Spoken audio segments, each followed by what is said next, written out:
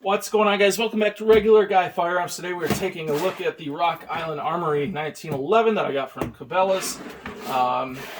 If you guys haven't, you need to check out Cabela's. They have some pretty cool, I think they're biannual, like 12-month 0% financing on their Cabela's cards, which is pretty neat if you're looking to buy like a gun or two a year. I tend to buy a little more than that, but I do like that because you can kind of buy it and just pay as you go.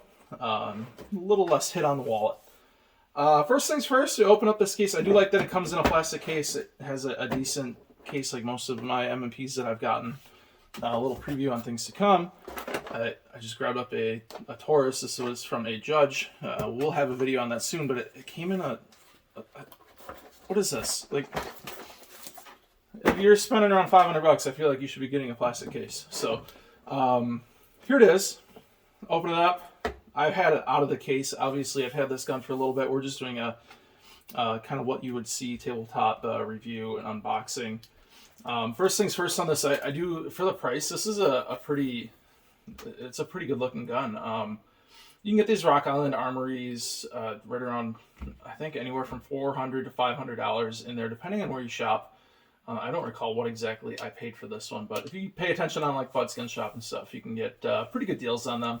The finish on them, although it looks a little splotchy because there's like grease and stuff in this case still, is really, really nice. I did break this one down and clean it, and we will show you guys how to break these down. But overall, the gun is, I mean, out of the box, it wasn't that smooth, but it's pretty smooth. The fit and finish on it is, I think, what you would expect out of a 1911. The only thing I'm not a big fan of is the grips because they are smooth. I wish they just had a little more tact to them. So we'll probably be replacing those grips with some sort of checkered cherry colored grip. And I think that's going to make us a lot more happy with this one. Let's take a look at just right out of the box. This is the magazine that came with it, the Rock Island magazine. This is an 8-round magazine, so this gun is 8+1 in the chamber. I'm not real fond on this magazine. Reason being, I think it's the mag release that's getting stuck, which you can force through. Not a big deal, right? I have some Wilson Combat magazines. A little bit different. Doesn't have the base plate at the bottom. These guys slide in a little bit easier for me. So, just an observation. Not really a big deal. Otherwise, I think the mag quality is, no, they're about the same. They're decent mags. But I don't, it just seems like I get a catch. Whereas these guys, you still feel that catch, but they slide right by, if that makes sense.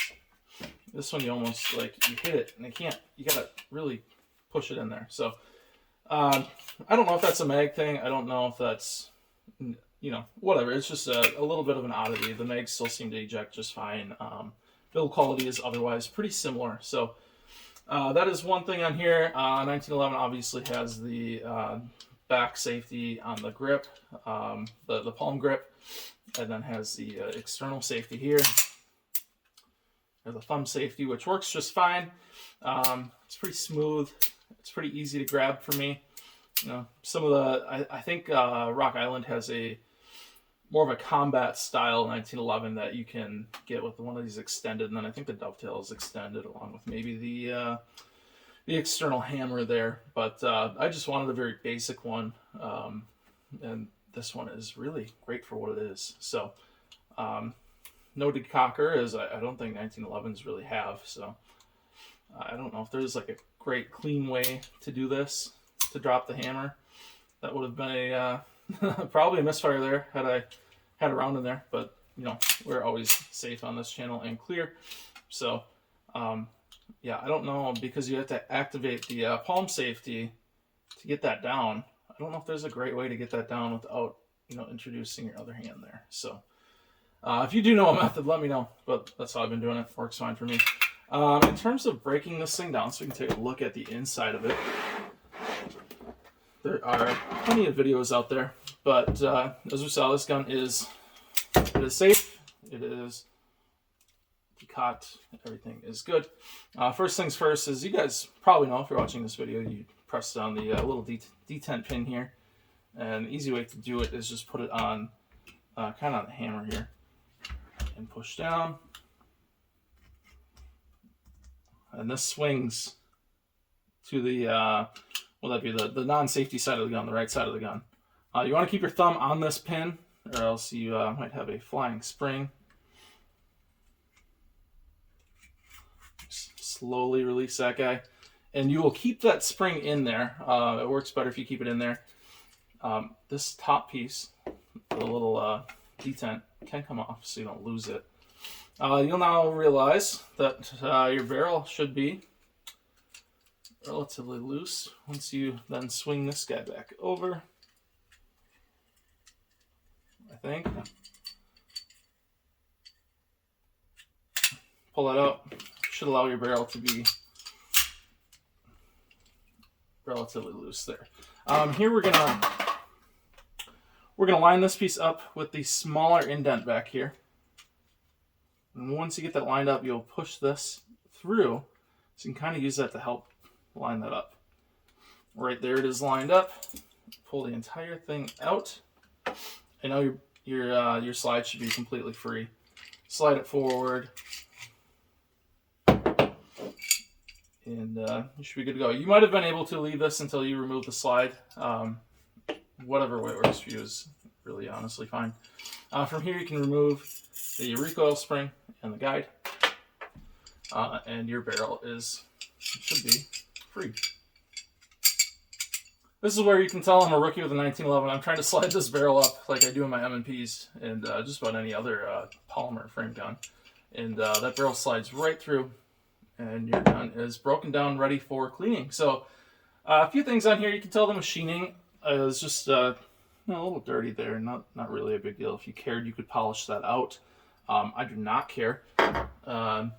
Slide machining looks pretty clean otherwise. I think overall the gun machining is as you would expect. Feed ramp machining is very nice. I think everything else here looks pretty good. So there is breaking down of the 1911. Putting this thing back together is pretty easy as well. We're just going to do it in reverse order. Barrel goes back in. Your recoil spring to follow. And I think at this time, you could probably put this guy in there. That's really going to be your major piece of releasing the barrel and allowing it to move forward. So as long as you have that out, the barrel will move forward. You put it back in, the barrel is locked in place. Make sure when you're putting your recoil spring in here that the guide is also in here and locked where you need it. 1911s are unique. You'll have to have that guy down. The reason that's down is because you're going to want to line it up in this hole here. So put your slide back on as you would normally. That's so hard. Then look through the hole. I don't know how well you guys can see. Well, I also see. But we'll line up that hole. That hole is lined up. And that's where you can bring this guy in. One thing that I have made the mistake of doing, and you can see a very light scratch there, is trying to jam that in there by pushing it down. You want to start it down and then kind of push it up into the detent that's here and then push it back. I say that confidently, and then I don't line up the frame. So line up your notch in the frame. You start with that down, push it up, and then push it through, and we are back together there. What you can do here is then bring the slide forward, and your last piece is going to be getting this plunger detent back up front. If you don't want your slide to move, use your safety to your advantage. Put this guy in here. Use a bench if you have to, and slide this guy over. So this is probably the hardest part of breaking this thing down. That and just knowing the ins and outs of this gun, which I personally will not carry this gun until I'm a little more confident in all of these, safety and the hammer and some of these other breakdown parts. But that's just how I kind of like to operate. So that is the breakdown on the Rock Island 1911. As you saw, internals look about just as nice as the externals. So overall, I think this is a pretty nice, clean gun. The sights are just your basic iron sights. They're not too bad, but I think a lot of people add like some white to the front sight just to get that contrast and make it a little easier to shoot. I have not shot this one yet. I do plan to shoot it soon, and I might take you guys with me. But overall, Nice pistol. From what I've heard, they shoot very, very nice.